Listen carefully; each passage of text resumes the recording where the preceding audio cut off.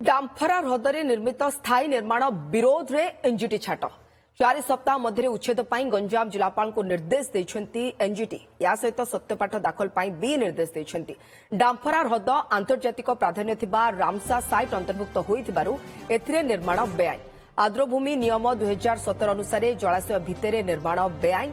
पुणी सेठारे स्थायी निर्माण पर कौनसी विभागर अनुमति मध्य नथिला। सेठारे एकाधिक कटेज बहुतल विशिष्ट कोठा निर्माण करथिला प्रशासन, जहाकु नै जुलाई 2023 रे एनजीटीर द्वारस्थ होइतिला ओडिशा वन्यप्राणी समिति। अगस्त मासरे निर्माण काम उपरे रोक लगा जायतिला। एबे संपूर्ण भावे निर्माण हटाइबाकू निर्देश दैछंती एनजीटी। तेबे एने जिला प्रशासन पक्षरु कौनसी प्रतिक्रिया मिल पारि नै।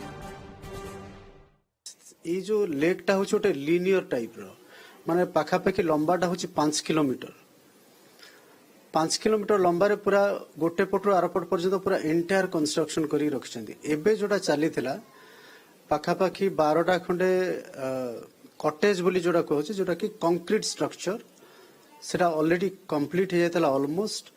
आउ गोटे 3 महला स्ट्रक्चर जोटा कि पानी भितर तैयारी होतरा सेटा भी ऑलमोस्ट तैयारी हो जाता।